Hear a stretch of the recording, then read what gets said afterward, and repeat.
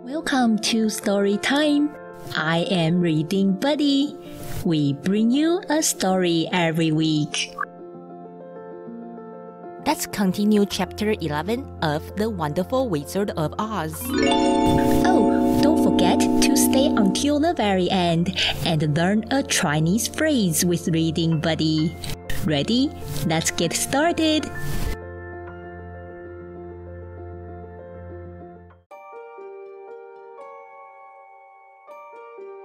The next morning, after breakfast, the Green Maiden came to fetch Dorothy, and she dressed her in one of the prettiest gowns, made of green brocaded satin. Dorothy put on a green silk apron and tied a green ribbon around Toto's neck, and they started for the throne room of the Great Oz. First, they came to a great hall in which were many ladies and gentlemen of the court, all dressed in rich costumes. These people had nothing to do but talk to each other, but they always came to wait outside the throne room every morning, although they were never permitted to see Oz. As Dorothy entered, they looked at her curiously, and one of them whispered, "Are you really going to look upon the face of Oz the Terrible?" "Of course," answered the girl. "if he will see me." "Oh, he will see you," said the soldier who had taken her message to the wizard. "Although he does not like to have people ask to see him. Indeed, at first he was angry and said I should send you back where you came from. Then he asked me what you looked like, and when I mentioned your silver shoes, he was very much interested. At last, I told him about the mark upon your forehead, and he decided he would admit you to his presence." Just then a bell rang, and the green girl said to Dorothy, "That is the signal. You must go into the throne room alone." She opened a little door, and Dorothy walked boldly through and found herself in a wonderful place. It was a big, round room with a high arched roof, and the walls and the ceiling and the floor were covered with large emeralds set closely together.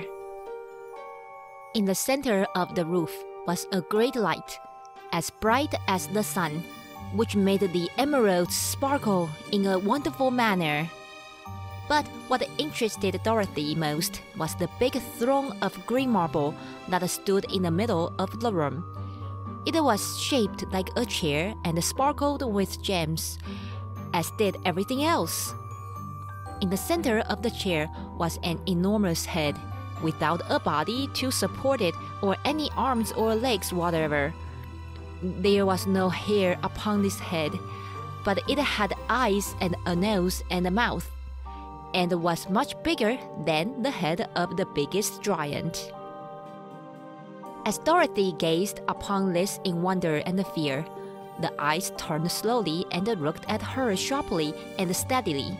Then the mouth moved, and Dorothy heard a voice say, "I am Oz, the Great and Terrible. Who are you, and why do you seek me?" It was not such an awful voice as she had expected to come from the big head, so she took courage and answered, "I am Dorothy, the small and the meek. I have come to you for help." The eyes looked at her thoughtfully for a full minute. Then said the voice, "Where did you get the silver shoes?" "I got them from the Wicked Witch of the East, when my house fell on her and killed her." She replied, "Where did you get the mark upon your forehead?" Continued the voice, "That is where the Good Witch of the North kissed me when she bade me goodbye and sent me to you," said the girl. Again the eyes looked at her sharply, and they saw she was telling the truth. Then Oz asked, "What do you wish me to do?" "Send me back to Kansas, where my Aunt Em and Uncle Henry are." she answered earnestly. I don't like your country, although it is so beautiful. And I'm sure Aunt Em will be dreadfully worried over my being away so long. The eyes winked 3 times, and then they turned up to the ceiling and down to the floor and rolled around so queerly that they seemed to see every part of the room. And at last, they looked at Dorothy again. Why should I do this for you? Asked Oz.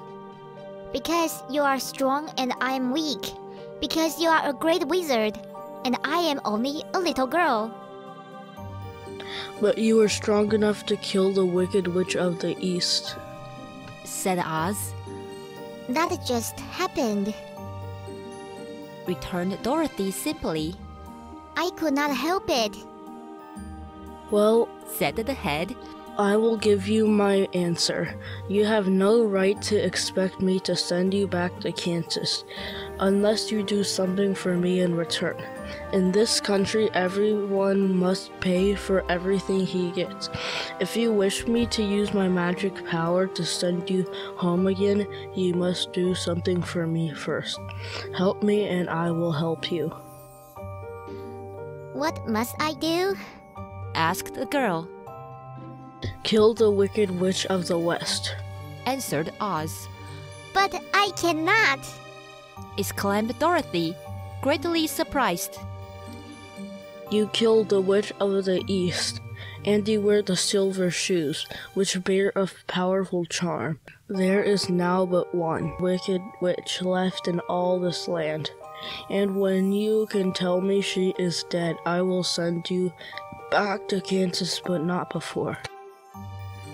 The little girl began to weep. She was so much disappointed, and the eyes winked again and looked upon her anxiously, as if the great Oz felt that she could help him if she would. I never killed anything willingly, she sobbed. Even if I wanted to, how could I kill the Wicked Witch?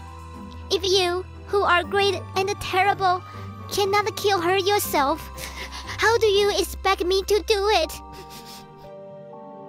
I do not know, said the head, but that is my answer, and until the Wicked Witch dies, you will not see your uncle and aunt again.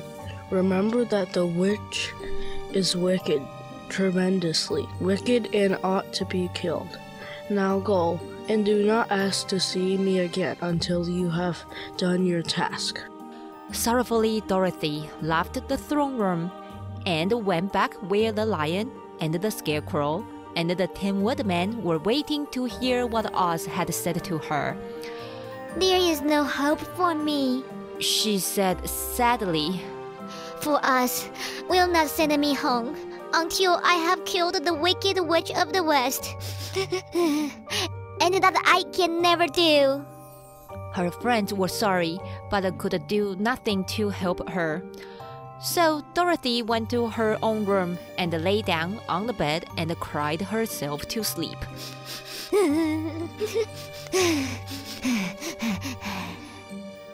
The next morning, the soldier with the green whiskers came to the Scarecrow and said, Come with me, for Oz has sent for you. So the Scarecrow followed him and was admitted into the great throne room, where he saw, sitting in the emerald throne, a most lovely lady. She was dressed in green silk gauze and wore upon her flowing green locks a crown of jewels. Growing from her shoulders were wings, gorgeous in color and so light that they fluttered if the slightest breath of air reached them.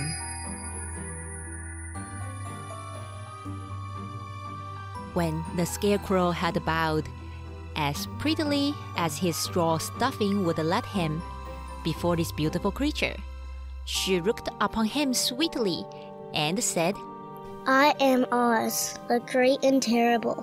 Who are you, and why do you seek me? Now the Scarecrow, who had expected to see the great head Dorothy had told him of, was much astonished, but he answered her bravely. I am only a scarecrow, stuffed with straw. Therefore I have no brains, and I come to you praying that you will put brains in my head instead of straw, so that I may become as much a man as any other in your dominions. Why should I do this for you? Asked the lady. Because you are wise and powerful, and no one else can help me, answered the Scarecrow. I never grant favors without some return, said Oz. But this much I will promise. If you will kill for me the Wicked Witch of the West, I will bestow upon you a great many brains, and such good brains that you will be the wisest man in all the land of Oz. I thought you asked Dorothy to kill the witch, said the Scarecrow in surprise. So I did. I don't care who kills her, but until she is dead, I will not grant your wish. Now go and do not seek me again until you have earned the brains you so greatly desire. The Scarecrow went sorrowfully back to his friends and told them what Oz had said, and Dorothy was surprised to find that the Great Wizard was not a head, as she had seen him, but a lovely lady. All the same, said the Scarecrow, she needs a heart as much as the Tin Woodman.